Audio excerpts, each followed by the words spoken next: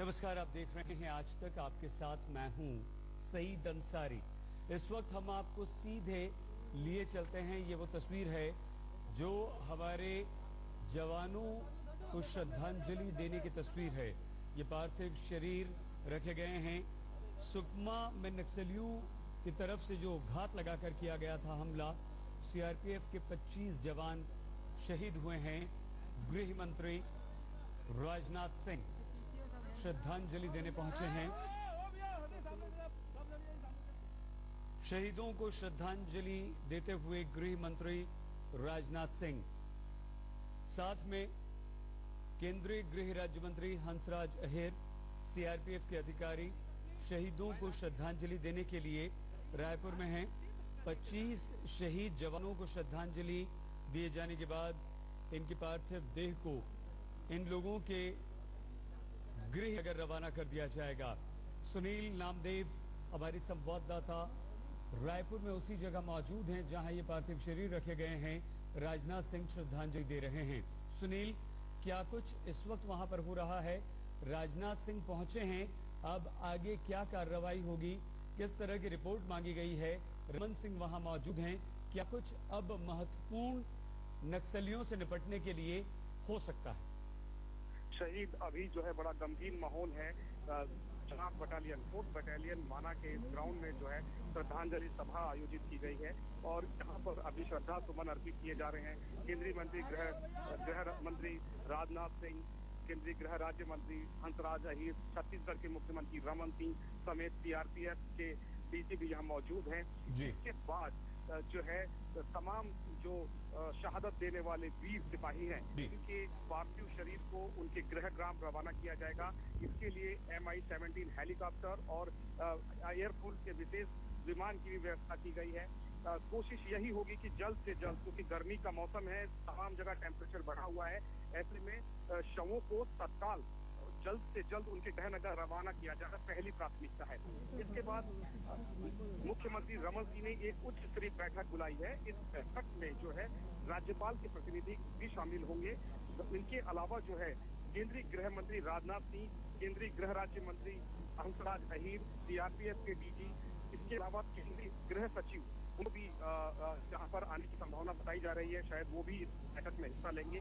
ये उच्च स्तरीय बैठक होगी शहीद। और इस बैठक में अब आर पार की लड़ाई के लिए, जो कि जिस तरह से नक्सली सॉफ्ट टारगेट कर रहे हैं, हिंसक वारदातों को अंजाम दे रहे हैं, कड़े फैसले की उम्मीद है।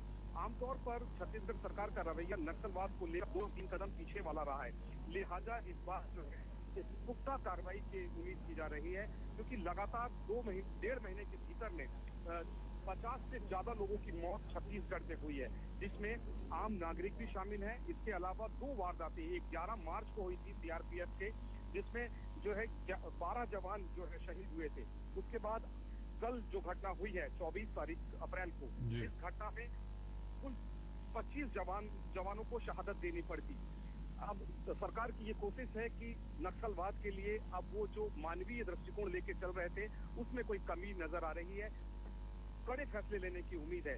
कहा जा रहा है कि ग्रामीण जिस तरह से नक्सलियों को ढाल बनाकर सुरक्षा बलों तक ले जाते हैं, उससे ज्यादा कैजुअल्टी हो रही है। उससे क्योंकि सुरक्षा बल जो है वो गोलियां नहीं चला पाते आम ग्रामीणों पर, और ना ही उनको इस तरह के ऑर्डर है कि आम ग्रामीणों पर किसी भी तरह की गोलीबारी की जाए। इसका भरपूर फायदा नक्सली उठा रहे हैं और वो एक तरह से बड़ी चालाकी से आम ग्रामीणों के बीच में छिपकर हमला करते हैं। पुलिसकर्मी जो है वो उसका जवाब नहीं दे पाते, क्योंकि निहत्थे ग्रामीणों की मारे जाने की आशंका होती है। इसलिए गोलीबारी का शिकार सीआरपीएफ और पुलिस के जवानों को ही होना पड़ता है। शहीद अभी जो है श्रद्धांजलि सभा समाप्त हो चुकी है। तमाम जो वीवीआईपी है उन्होंने माल्यार्पण कर शहीदों को अंतिम विदाई दी है। अब इस बाद सीआरपीएफ और सुरक्षा बलों के तमाम अधिकारी और प्रतिनिधि जो है अपने श्रद्धा सुमन अर्पित कर रहे हैं। शहीद जवानों के ज्यादातर जवान बिहार, झारखंड, तमिलनाडु और मध्य प्रदेश के हैं। लिहाजा अब प्राथमिकता होगी कि शहादत देने वाले तमाम जवानों को जल्द से जल्द उनके गृह नगर रवाना किया जाए। लगभग 10 से 15 मिनट और ये श्रद्धांजलि सभा चलेगी और इसके बाद जो है तत्काल बैठक ये बैठक मुख्यमंत्री निवास अथवा सचिवालय में हो सकती है। अभी ऑफिशियली अनाउंस नहीं किया गया है कि ये उच्च स्तरीय बैठक कहाँ आहूत की गई है।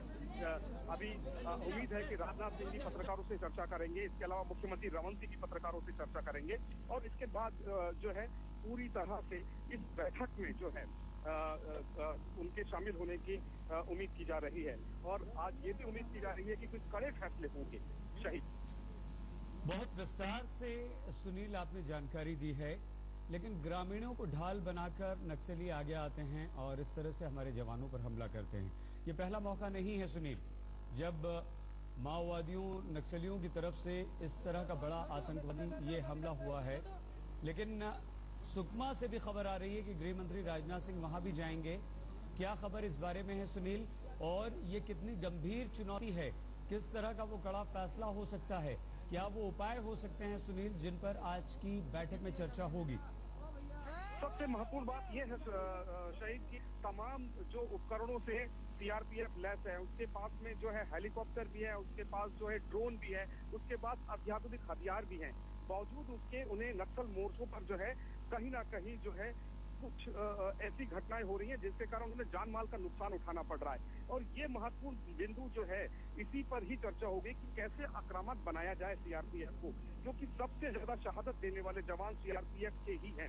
अभी एक महत्वपूर्ण बात और यही आ रही है कि नक्सली किसी भी हालत में कच्ची सड़कें हैं उनको पक्की नहीं होना देना चाहते और सरकार की हमेशा कोशिश रही है कि जिस आसानी से कच्ची सड़कों में लैंडलाइन ब्लॉक होता है उसको समय रहते और जल्द से जल्द उसको जो है पक्की सड़कों में तब्दील किया जाए और सीआरपीएफ के जवान एक बड़ी चुनौती अपने साथ में लिए हुए हैं। दो तरह की बातें सुनील जो आपकी बात से समझ में आ रही है। पहले ये कि हमारा इंफ्रास्ट्रक्चर मजबूत किया जाए, सड़कें पक्की बनाई जाएं, संचार व्यवस्था वहां पर दुरुस्त की जाए ताकि नक्सलियों के किसी भी मूवमेंट की हमें खबर हो और हम उन्हें ध्वस्त कर सकें। और दूसरा ये कि सीधे सीधे हर तरह से सक्षम होने के बावजूद हम मानवीय दृष्टिकोण अपनाते हुए जो कार्रवाई नहीं करते हैं, क्या अब इस बात की संभावना सुनील कि वो मानवीय दृष्टिकोण रखते हुए सख्त कार्रवाई की जाए, नक्सलियों को ढेर किया जाए, कोई इस बात की संभावना? बिल्कुल शहीद, अभी एक जो हमें जानकारी मुख्यमंत्री सचिवालय से मिली है, जो वो सूत्र हैं वो ये बता रहे हैं कि आज की बैठक में महत्वपूर्ण हिस्सा होगा मानव अधिकारों के उल्लंघन को लेकर, क्योंकि नक्सली और ग्रामीण जो है खुले तौर पर जो है सीआरपीएफ और पुलिस और केंद्रीय सुरक्षा बलों के जो दूसरे दस्ते हैं उनको जान माल का नुकसान पहुंचाते हैं, लेकिन इन जवानों के मानव अधिकारों के लेकर कोई चर्चा नहीं होती। जबकि आम ग्रामीणों को अगर पुलिस थोड़ा भी टॉर्चर करती है या उनसे पूछताछ करती है, उनके खिलाफ कड़ाई बरती जाती है। कड़ाई इसलिए बरती जाती है कि वो जल्द से जल्द उनको सूचना दे, नक्सलियों की, लैंड माइन लगाने वालों की सूचना दे। आम जो कई ग्रामीण है वो नक्सलियों को शेल्टर देते हैं, अपने घरों में उनके हथियार छिपाते हैं। सुनील, ये नक्सलियों से डर है जिसकी वजह से ग्रामीणों का ये रवैया है या कुछ और है? सही, इसमें सबसे महत्वपूर्ण बात है कि पुलिस की कमी है। पूरे बस्तर में जो है सीआरपीएफ है या दूसरे दस्ते हैं जो केंद्रीय रिजर्व फोर्स के, लेकिन 24 घंटे किसी भी ग्रामीण इलाके की रखवाली पुलिस नहीं कर सकती और ना ही सुरक्षा बल कर सकते हैं। कुछ मूवमेंट्स के लिए, चंद पलों के लिए जवान आते हैं, लेकिन अक्सर जो है 1 घंटा 2 घंटे के लिए जवान आते हैं किसी गांव में सुरक्षा को लेकर, उसके बाद वो अपना अलग रुख और तैयार कर चले जाते हैं अलग मार्ग पर। सुनील, क्या हम ये कह सकते हैं सुनील क्या हम ये तस्वीरें दिखा दें अपने दर्शकों को, फिर आपसे करते हैं। सुनील, ये 3 तस्वीरें हैं, अंतिम विदाई दी जा रही है। गृह मंत्री राजनाथ सिंह, छत्तीसगढ़ के मुख्यमंत्री रमन सिंह और हंसराज अहीर गृह राज्य मंत्री के साथ श्रद्धांजलि दे चुके हैं हमसे कुछ देर पहले। सुकमा हमले की तस्वीरें हैं, यहीं पर यह हमला हुआ था जो जगह हम आपको दिखा रहे हैं, और शहीदों को गार्ड ऑफ ऑनर दिया गया है, यहाँ पर सलामी दी गई है। सुनील, जो बात हम आपसे कर रहे थे, क्या ग्रामीणों में दखल ज्यादा सीआरपीएफ के जवानों की है या नक्सलियों की, या नक्सली उन्हें ज्यादा प्रभावित कर जाते हैं? सुनील, हमारा संपर्क हमारे संवाददाता सुनील नामदेव से कट गया है, उनसे हम आगे बातचीत करेंगे, लेकिन उससे पहले हम आपको दिखाते हैं वो जगह जहां कल सुकमा में 25 सीआरपीएफ के जवानों को नक्सलियों ने शहीद हुए जवानों पर अब राजनीतिक प्रतिक्रियाएं आनी शुरू हो गई हैं। सभी ने एक सुर में इन हमलों की और इस शहादत की निंदा की है। नक्सलियों पर कड़ी कार्रवाई की मांग भी राजनीतिक दलों की तरफ से हो रही है। एक सवाल मेरे मन में उठता है कि क्या कर रही थी छत्तीसगढ़ की सरकार, लोकल पुलिस, लोकल इंटेलिजेंस। 300 से ज्यादा लोग इकट्ठे थे, एक तरह के ड्रेस और यूनिफॉर्म में थे। क्यों ये इनपुट सीआरपीएफ को नहीं दिया गया? अगर उन्हें मालूम होता कि 300 लोग हैं तो इस तरह हमारे जवान नहीं मारे जाते। ये पूरी तरीके से छत्तीसगढ़ सरकार के जो ग्राउंड सपोर्ट चाहिए वो न मिलने की वजह से, इंटेलिजेंस न होने की वजह से हुआ है। और केंद्र और प्रदेश की सरकार पूरी तरह विफल रही है। मेरी तरफ से तो संवेदनाएं हैं, दुख है, लेकिन मोदी जी उनको फूल चढ़ा देंगे, 2 शब्दों में शोक व्यक्त कर देंगे, फिर अगले मरने वालों का इंतजार करेंगे। ये एक फौरी जिम्मेवारी है सेंटर की। उनके कई राज्यों में उनकी सरकारें हैं, उसमें छत्तीसगढ़ उनकी सरकार है, और छत्तीसगढ़, झारखंड ये ऐसे राज्य हैं जहां ये प्रॉब्लम लंबे समय से है। तो ये एक समय है जहां वो पॉलिटिकल पार्टीज के साथ एक विमर्श में नक्सल समस्या को लेकर के लाएं, और इसका कहीं ना कहीं एक जो जमीनी तौर पर जिसका सार्थक समाधान ढूंढा जा सकता है वो ढूंढने की जरूरत है। हम बने हुए हैं इसी खबर पर, कुछ ही देर में होते हैं हाजिर। पूछता है आज तक, शहादत कब तक? देखते रहिए आज तक।